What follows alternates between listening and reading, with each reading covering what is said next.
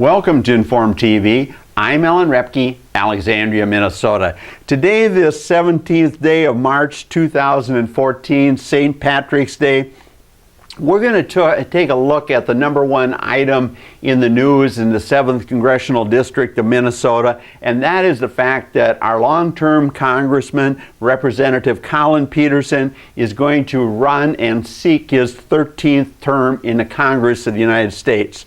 And we're going to take a look at the issues in the 7th Congressional District of Minnesota this election cycle.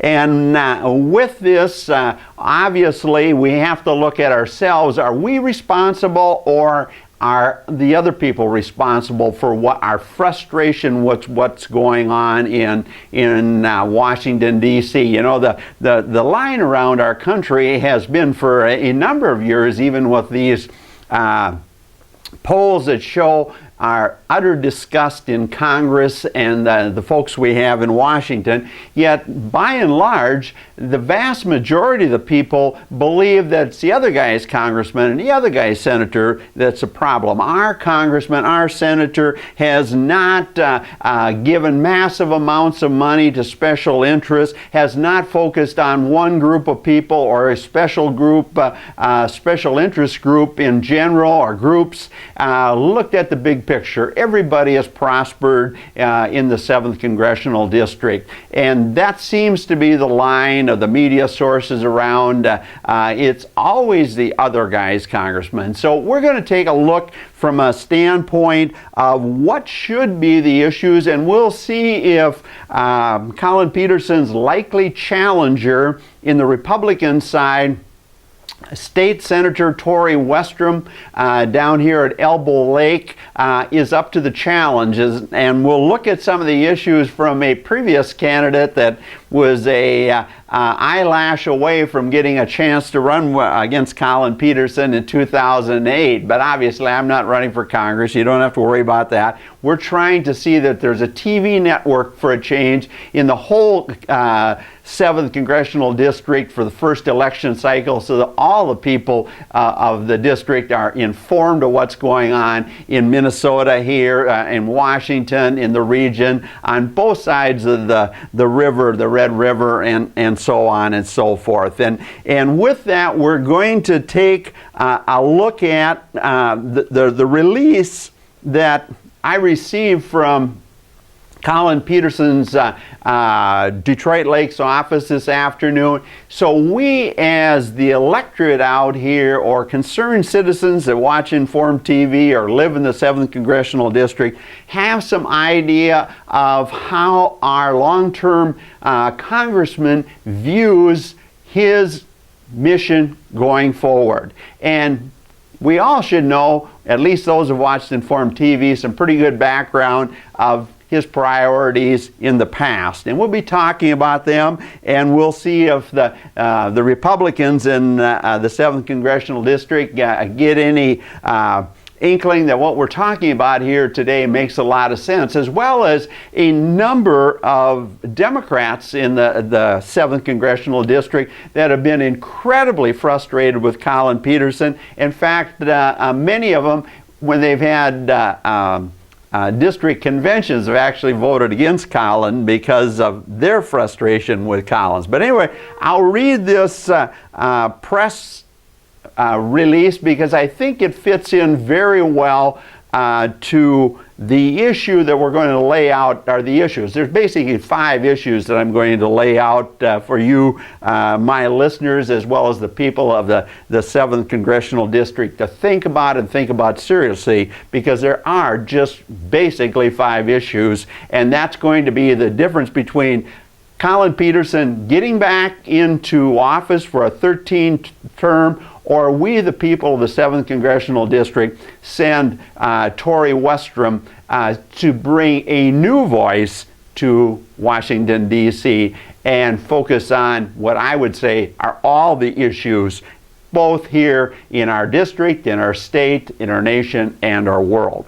But here's a release from Collin's office. Peterson will run for another term in Congress, and this is from Detroit Lakes office. U.S. Representative Collin Peterson announced today that he will seek another term representing Minnesota's 7th Congressional District in the U.S. House of Representatives. And here's his message to you, the people of the 7th Congressional District. I still have a lot to do, Peterson said. After the 2008 Farm Bill, it became clear that Farm Bill implementation needs to be closely monitored. With the 2014 Farm Bill complete, I will work to make sure that USDA implements these changes in a timely manner and as Congress intended. I also will continue working to advance permanent flood protection throughout the Red River Valley with water retention and storage solutions. Peterson noted that he will continue his independent streak by taking on an administration that continues to put out regulations that negatively impact agriculture and rural areas. While it can be frustrating to watch the dysfunction and partisan gridlock in Congress, I think there is still a place for moderate members like myself to try to build consensus and cooperation, Peterson said. I will continue to be a voice of common sense in Washington, D.C. for all the people of Minnesota's 7th Congressional District. And obviously, we look forward to having Collin stop here and Inform TV or put his viewpoints on, some ads on, that type of thing as we expand our network into more parts in the area and the state of Minnesota, that type of thing. But here's the issues that we who are concerned about what's been going on in Congress and Washington and in our world, especially with this Ukraine situation and financial matters both here and globally. And so the issues are quite simple. In my introduction, I talked about 5 simple issues, yet they are monumental. And first and foremost, I want to talk about when we look at the farm community here, farm community is even become a smaller and smaller segment of our economy, even in this incredibly rural district of the 7th of Minnesota. Yet our congressman's statement on running for re-election is clearly focused on what? The same group of people that everybody that watches Inform TV as well as lives in the 7th Congressional District realize this is the most financially well-off people and have come out incredibly well with present farm policy and present energy policy. So here are the issues that I just want to go through quick before we look at them one at a time. The issue, first and foremost, if we're going to get a change, will Torrey Westrom focus on and disclose the massive federal crop insurance subsidies that have been going on to our farmers in our district as well as nationwide? And will he also give a full disclosure of the massive tax breaks, especially the one-year write-off of vehicles, fancy pickups and trucks and tractors and combines and long-term investments, 30, 40, 50 years more, land improvements such as drain tile and building improvements such as farm shops that are equal to what implement dealers used to be in the 60s and 70s. In fact, many of them far exceed that, yet when our farmers in our district and our nation had these massive profits, they were able to write those massive investments off in 1 year. Rather than paying Uncle Sam some real tax dollars with their incredible financial success, they were able to buy things that what? Empowered them and made them move forward in the financial game, the separation of the business class from the working class as an accelerated rate. And the other thing, will Mr. Senator Westrom see that we have some disclosure on the massive net worth and income gain? Because see, people, we have what we call FinPAC here in Minnesota. We have numerous organizations related to the university that track farm income. And so the focus, I clearly believe, needs to be utilizing those record-keeping systems to show you the working class, what we call here in Inform TV, the bottom 70%, of see under Collin Peterson's reign how that group has become unbelievably successful. The other thing that we're going to be talking about a little bit here today in our program is the fact that sugar policy. We've talked here some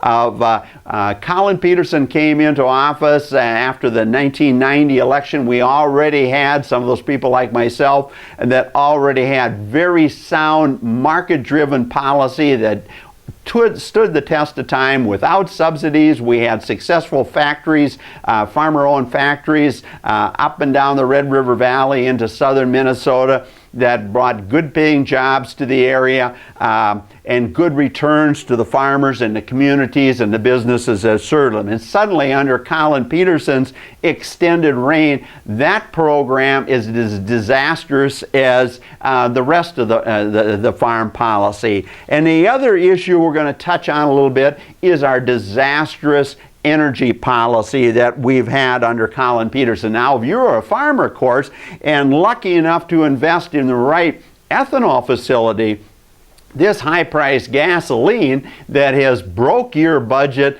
including heating oil and that type of thing, they have prospered mind-boggling. And in fact, if you understand economics of agriculture on both on a local and national and a global basis like I do and been involved in for a lifetime, the whole move of high prices was really based on, and will continue to be based on, our disastrous energy policy that we've talked a lot about here at Inform TV, of course.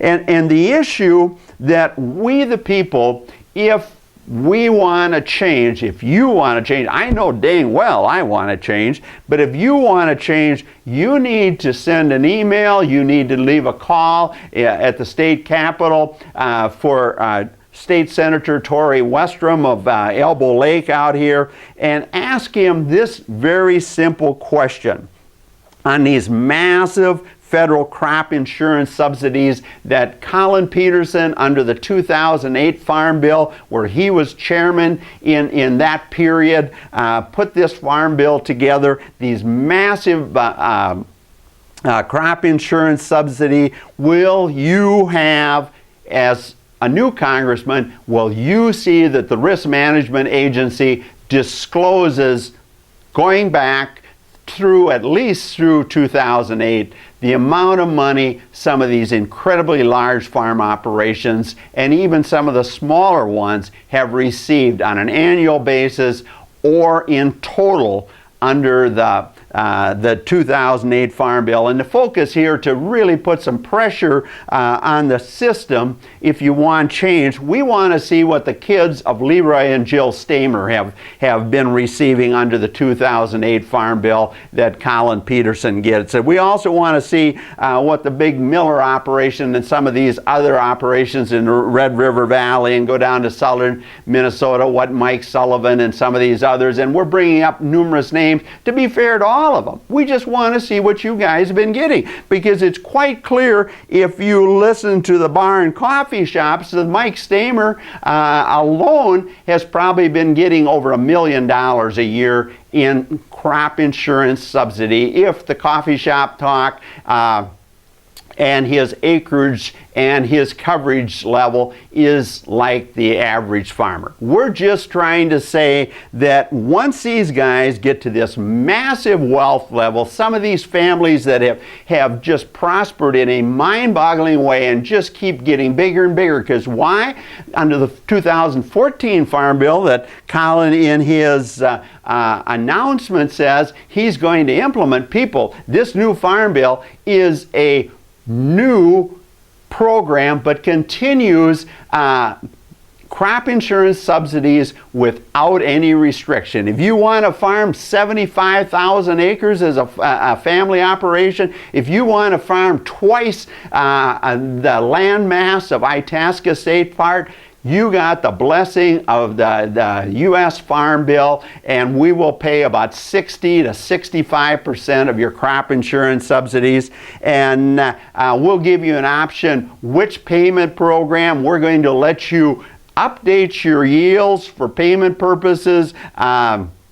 We're going to update your base acres under payment purposes. So what does that mean? If the farm doc, the University of Illinois numbers are true, what's this new farm bill that Collin Peterson is championing now in 2014? It's going to cost us a ton of money, just like previous farm policy under the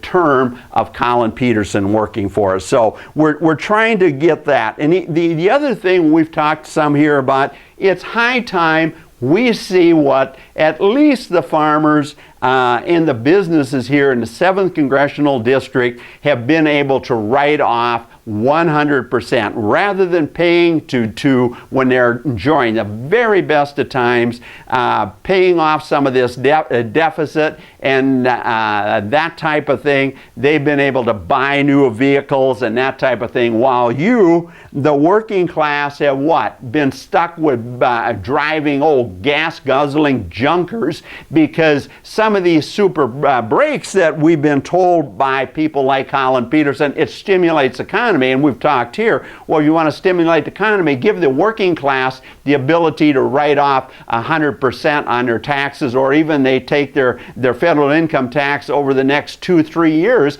and each year write their taxes off and send that portion to General Motors or Ford or Toyota or wherever you buy your vehicle from, just like our wealthy farmers and businesses have been able to do in this whole process. And when we look at things like tile improvements, people, and sheds that will be, and grain bins that will be in service for 30+ years easily, and rather than depreciate them out over a reasonable time like has been taking place in modern America for decades, suddenly they just had massive write-offs. And the question we're going to have to Torrey Westrom is, Torrey, are you going to step up to this and to see that we are able to see what some of the policies of Collin Peterson and his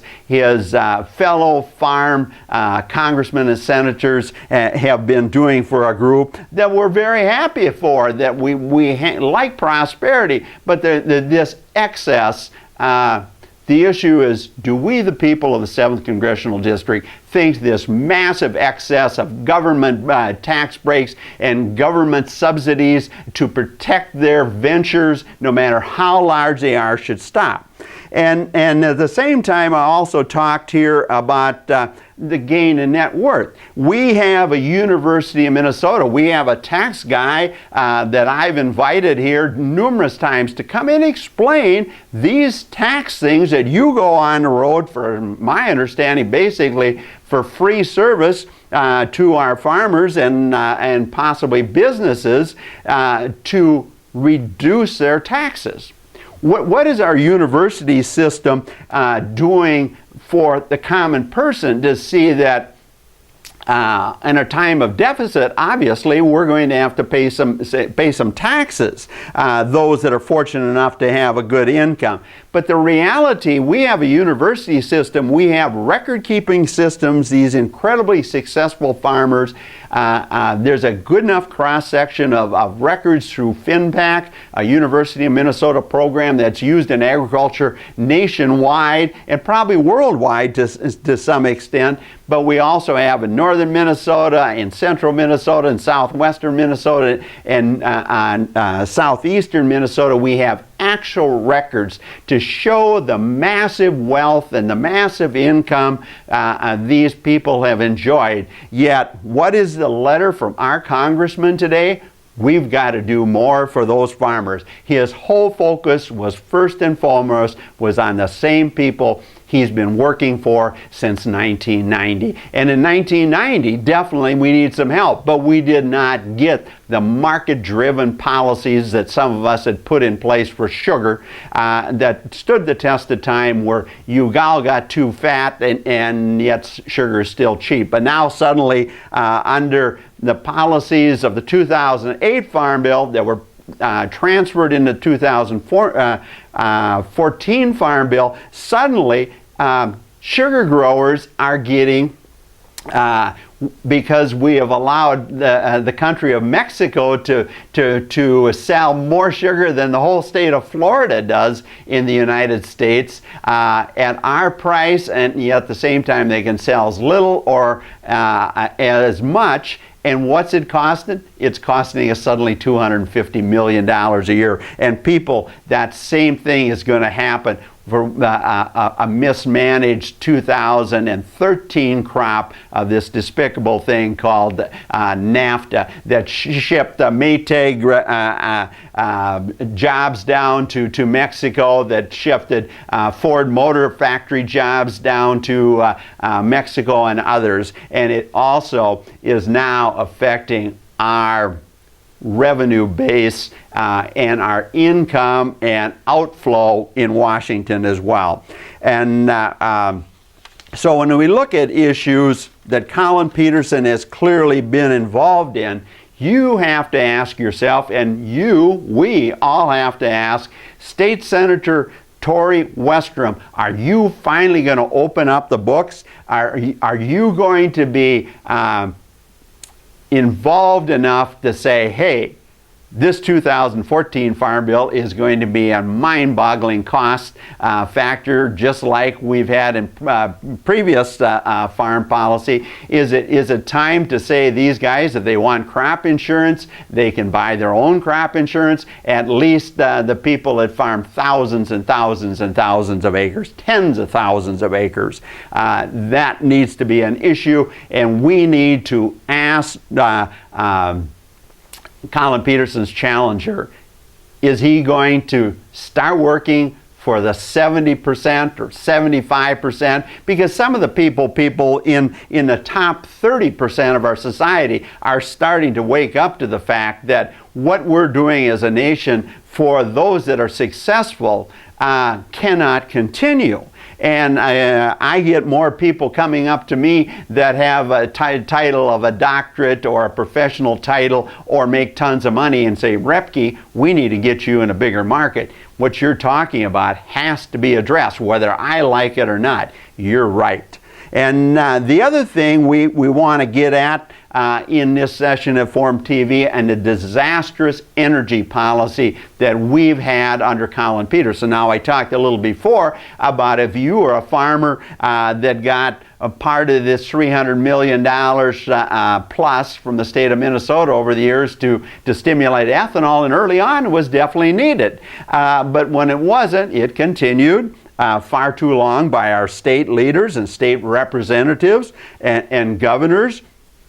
And but now the issue, and has been for a number of years, this incredible cost of gasoline. But yet what have we shown here in Inform TV with hardcore numbers is that if we stop exporting crude, refined crude oil products, gasoline, diesel fuel, home heating oil, we're fine. And there's no justification for these ridiculous prices. We also have to ask, what is he going to do for this massive speculation in the marketplace? See, Collin Peterson, as chairman of the House Ag Committee, was responsible for this massive meltdown, plain and simple, because it was caused by margin traders, and that was a few years ago. He had said, I hadn't even been to New York where this is done, and some of these places, but he put on like he knew it, and he was in charge of oversight of the Futures Trading Commission and this whole process. And what caused the meltdown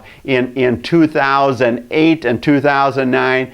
People, it was margin trading and massive speculation on deal, including houses, and who was up to his ears in this whole process?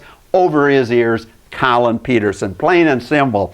And so those as well are the things we have to ask our Republican candidate, Torrey Westrom, if he's going to change that and get a sound market system. And we have to ask our friends both in the Democratic Party here in the 7th Congressional District and the Republican Party in the 7th Congressional District, are you guys going to see that this new candidate addresses these things? Are you going to bring it out in the open? Are you going to see that we have an informed TV throughout the 7th Congressional District in this election cycle? Because I can do it with a few bucks from a bank or an individual, and we'll see that finally the 7th Congressional District has true TV coverage on what's really been going on. But that'll include a right for Collin to come in and defend himself and talk on a long format about his policies, but the same goes for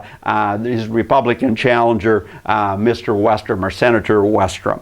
And the other thing, when we look at gas, of course, then we get the ultimate slap in the face after 24 years of Collin Peterson. We run out of LP. People, that LP deal was just as bogus, of no oversight, no management whatsoever to watch supplies, to wake up to the fact if Collin Peterson really knew anything about agriculture, when the harvest was delayed, he would have been there, or his staff, to see that we stopped this massive export of LP. You know, we had the Capitol report on there. There was a Democratic senator north of here someplace was talking, well, we're exporting about 20% of our LP all of a sudden. And we've talked here that what's going on just to the west of us. What has Collin Peterson been doing to see that we have a pipeline coming down to the Minneapolis market, or additional refineries, or the use and spread of pipelines, natural gas pipelines across Minnesota to all the communities and down some key roads that if we're going to have these massive farming operations in the fall of the year, they're using natural gas rather than it's going on right now in the Bakken, where 80% of it, my sources tell me, are being burned off into the air. And we had those people from the climate change in here. They should be asking their Collin Peterson what the Sam heck is going on when we have natural gas being burned off. And also we have to understand that when we've been doing all this exporting of finished crude oil products, the more you refine, the more LP that comes in that system, and the more natural gas you find, you in the process of putting that in the right form for transporting and for pipelines and that thing, what do you get? You get additional LP. So when we have an election cycle this year, we have a lot of things to ask Collin Peterson to explain that the bottom 75% or 70% of a society, we aren't getting a stimulation to buy new fuel-efficient vehicles like our farmer friends have been enjoying and our business friends have been enjoying for years. Why aren't we doing that for us? And we have to ask the Republicans that are going to be supporting Senator Torrey Westrom, are you going to do it for us? I think he can, but the only way it's going to happen, people, is we have to put pressure on the Republican Party of the 7th Congressional District and the Democratic Party of the 7th Congressional District, and especially the Republican candidate that's challenging Collin Peterson. Are you going to give us true change for the issues that represent that have devastated, I should say, the lives of common people? Outrageous energy costs, yet and insurance costs, and even with this mismanaged Obamacare, where was Collin Peterson on that? What's Torrey's position on that type of thing? So we have a number of issues on this St. Patrick's Day that we all need to be seeing that who is going to step forward and address the issues for the 70% that have been walked on, while the whole focus of our congressman for the last 20 years is take care of the farmers, take care of the farmers, take care of the farmers. And it's time we work for the working class and the hourly wage earner that clearly needs a break and some higher wages, a better piece of the pie. Thanks for listening to Forum TV. I'm Ellen Repke, Alexandria, Minnesota.